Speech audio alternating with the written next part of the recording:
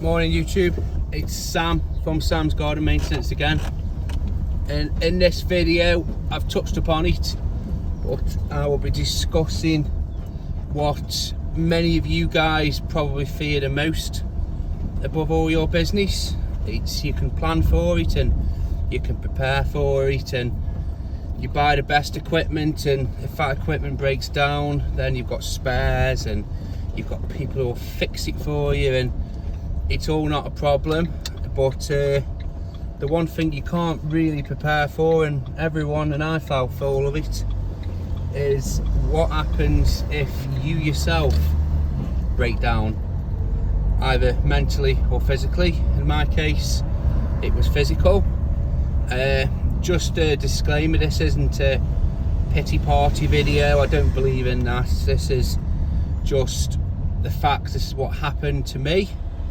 I'm not saying it could happen to you, but it's definitely something that you should always try and prepare for and plan for and have a contingency. I didn't, because, well, you don't think about it. You're full steam ahead, you're just getting on with your work, you're thinking, right, nothing's going to happen, and yeah, it does. And this is how it affected me. I'll discuss the before, the middle and the after, so a good story. I'm still not out of the woods yet, I've still got to go back to hospital, but I'll touch that upon later. So last year the gardening business was going really well. Picked up quite a few customers, doing 5 full days most weeks. Very rare that I wasn't doing 5 full days, unless there was weather like rain, then you know what I mean, I'd be rained off. But most of the days, 5-6 days, the odd weekend off, but mostly I worked the Saturday mornings. So yeah, it was going good. Picked the customers up word of mouth, really good. And September time rolled around, I think it was the first week of September. I felt poorly, like aching guts, you know what I mean, not like nuclear diarrhea, nothing like that, just really painful. So being a man, I just tried to front it out. I went, in the end the pain got that bad that I had a week off because it was so painful. I couldn't do anything. But in the middle of that week, the pain got that bad, really painful, that I had to. Now I have got quite a high pain threshold, so you know what I mean, I've worked with broken bones before. I've carried on, do you know what I mean? So it was painful. So in the end we ended up having to get the ambulance out because I couldn't move, and I was writhing around in pain, and it wasn't a fun time. So the ambulance come out, and of course this was during COVID, so it wasn't the best for them, wasn't the best for me, and they diagnosed a urine infection. I was like, okay, I've never had one before, and it did say, oh, it was painful, it can be painful. I was like, well, that makes sense. So we rushed his urine sample up, and by this point I was pissing strawberry milkshake. Now I won't be too graphic, but I will just say how it was. So yes, so it was really funky urine, and so that was happening all the whilst I was in pain. So I ended up having this week off, and then it got that bad, the pain and these medicines, they weren't shifting it, that I went to the doctors. So went to doctor, he poked and prodded, and I sort of told the customers, like, look, I won't be here this week, I'll be here next week, be all right. So I got to the doctors, he sort of poked and prodded, and he goes, right, you need to go to hospital straight away. We think there's a problem with your bowel. I was like, okay, this is not sounding too good. So anyway, I went up to A&E or whatever it is, the emergency hospital thing where you have to wait ages. So got there, waited ages, and it was, oh god, about 2 or 3 hours. And after more tests, more blood, fingers up the arse, checking my testicles. Wasn't the funniest time. I'd like a scanny sort of thing, can't remember what it was, and I was like, oh great. And then they said, oh, the surgeon's coming to speak to you. I was like, Jesus Christ, what have I done? So anyway, the surgeon come and he said, yes, we're gonna have to take you into surgery. I was like, fucking hell, great. So you imagine this hit me like a ton of bricks, going from thought it was a urine infection, and he says, yes, we're gonna have to give you a Hartmann's procedure. We think your bowel as well, we don't think, they knew off the x-ray things that your bowels burst. So obviously for the week I was thinking it was a urine infection, my bowel would burst and shit was going all inside, and great, exquisite times. So yeah, they took me down to surgery and did all that, and got a lovely big scar. And I woke up in hospital, not the funniest time, but again, it is what it is. In the end, I was in hospital for 2 weeks, I was in intensive care for like 3 days. Then I got out of hospital. Now, if you or know someone who's had this procedure, you know that you're not going to be on your feet after a month or so. You'll be very lucky if you are. In the end, the recovery time for me was about 3 months. Now, how did this affect my business? Well, September, I lost all, basically I had to take 3 months off. But you're saying, well, what happened with your customers? Well, they all stuck by me. Luckily, it was September, so it wasn't like it was peak summer, but they all managed to cope, basically. The people who are more dependent on my services, like I have a couple, like I have a disabled lady, and I have people who are vulnerable, and I managed to get my brother and father, I put them on my insurance. Those two themselves are capable homeowners. They aren't gardeners, but they're homeowners and they do their own gardening. They looked after their lawns, so they kept the people who really needed it on tick over till I could get back to full health. And yeah, we got on with it. Now, the customers were great. They all stuck by me. They all knew the situation because I told them. This is why I did the previous video, just explaining my relationship with my customers. Maybe that's why. Maybe if I was just a mow and go guy, or just someone they never saw, they couldn't put a face to it, they'd be more inclined to think, oh well, he's not going to be here, we'll get somebody else, and then if he comes back, we'll think about it. No, they didn't. They managed to get on. Whether the grandson or somebody did the gardening, or they themselves did little bits, they managed to get on. They did it. On my way back to recovery, they gave me a call and dropped cards off. They were really, really supportive.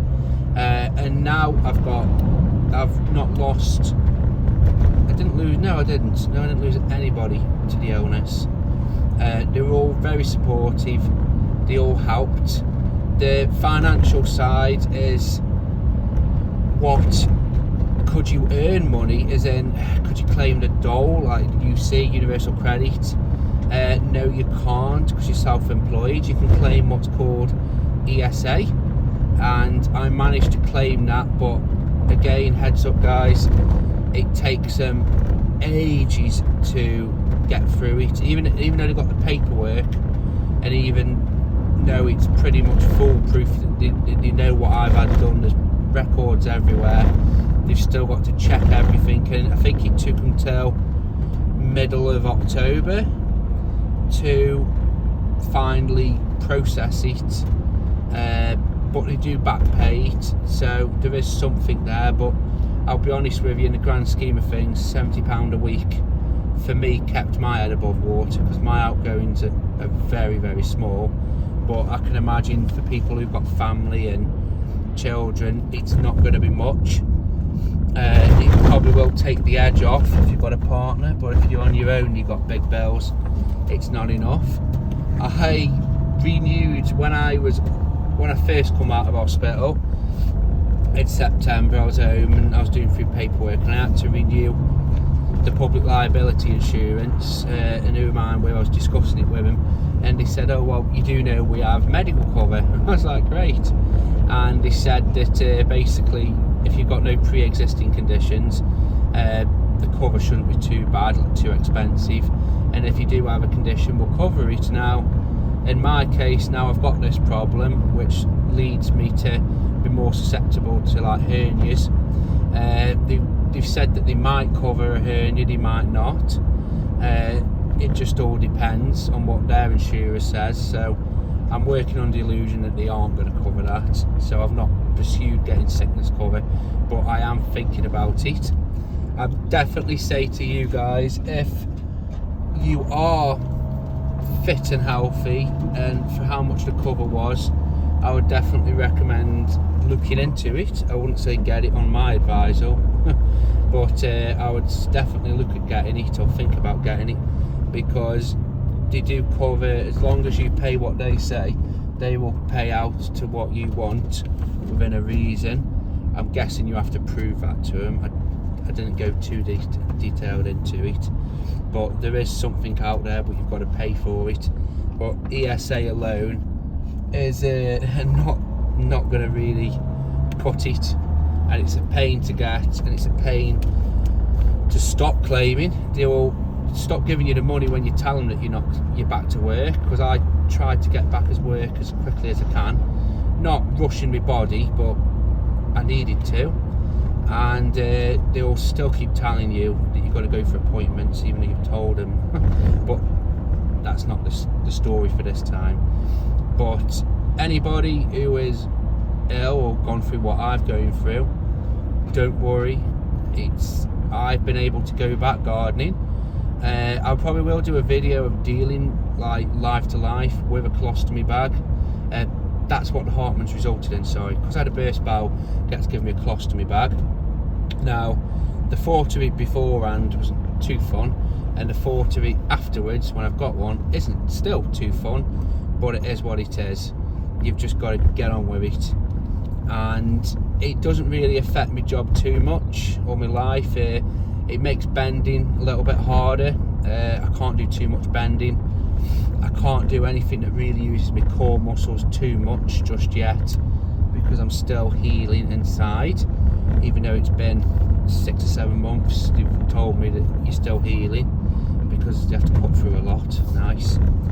So yeah, as I said, try not to worry too much. The things that I've changed in my business is I am in save mode now, because I've got to go back into hospital in December to basically get plugged back in, and to get put back right. They call it reversal surgery, and I've got to go back in for that in September.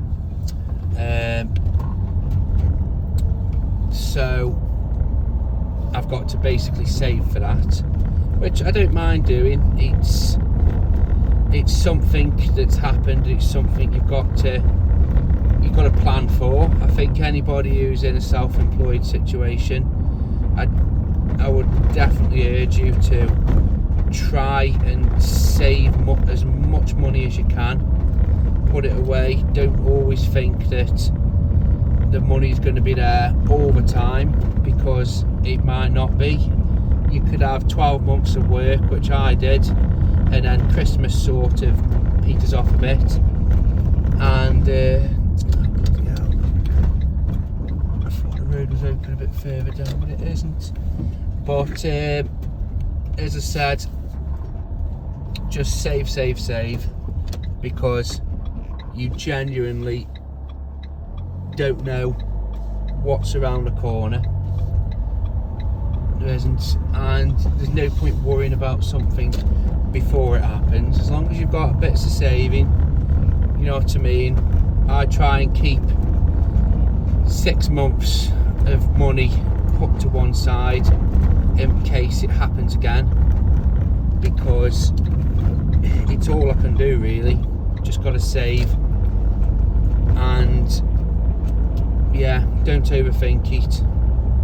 It isn't. It's just a sad thing. As I say, this isn't a pity party video by any means. This is just me explaining what's happened to me, and if it can happen to you, then you've just got to get on with it as best as you can. You have, because basically when you're self-employed, there'll be nobody else there for you, unfortunately. They pretty much told me that when I was ringing up. So just save as much as you can. The customers, if you're fair with them and they're happy with you, they will keep you.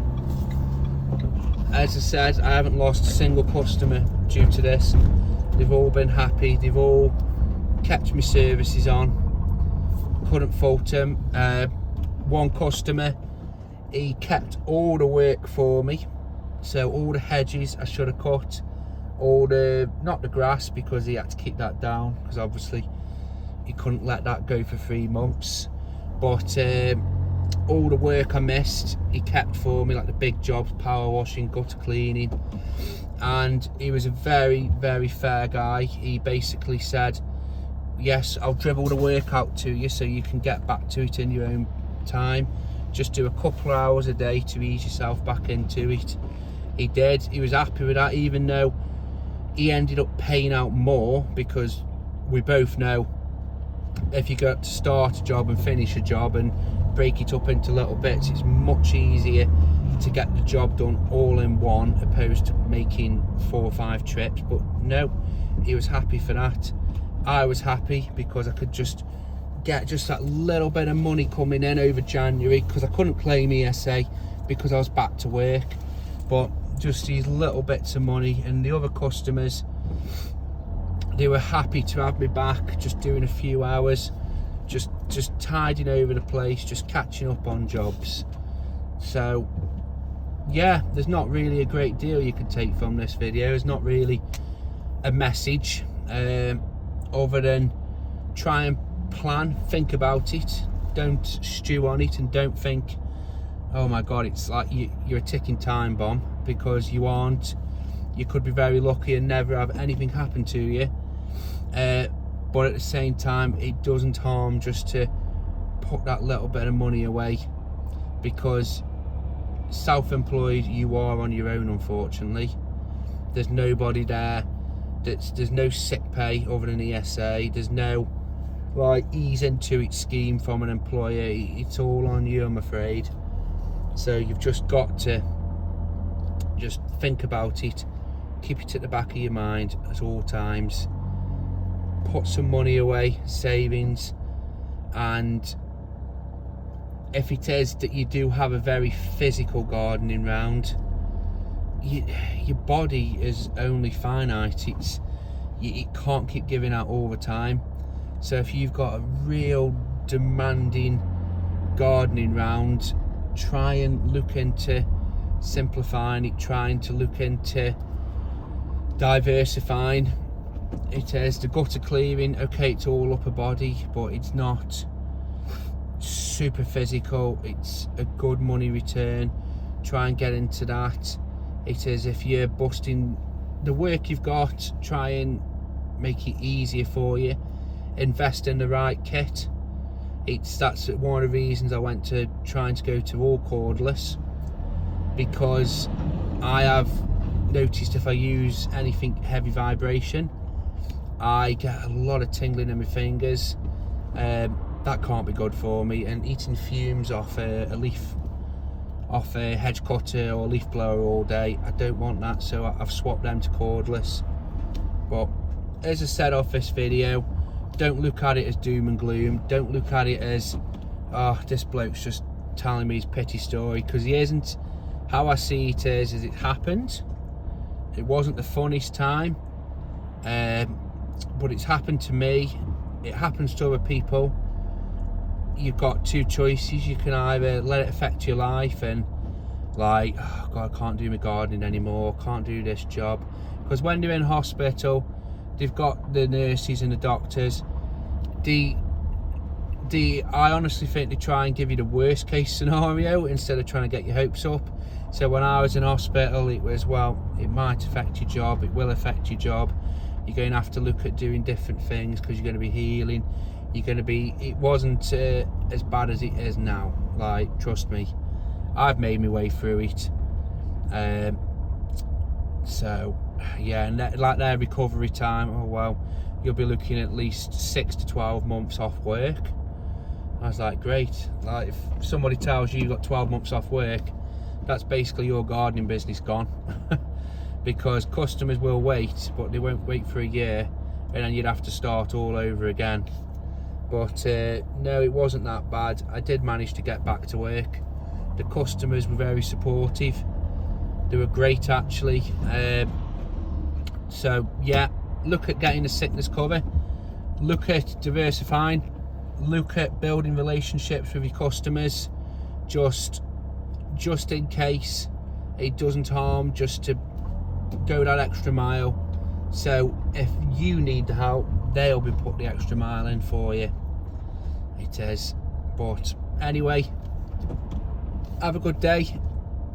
As traffic is definitely not helping the situation, but have a good day. And if you have had the same thing, just hit me a message just to see how you're going, and we can, or if you're worried about it and you need any help. I'm not the fountain of knowledge on stuff like this, but if there's anything I can do, I don't mind at all. So anyway, have a good day.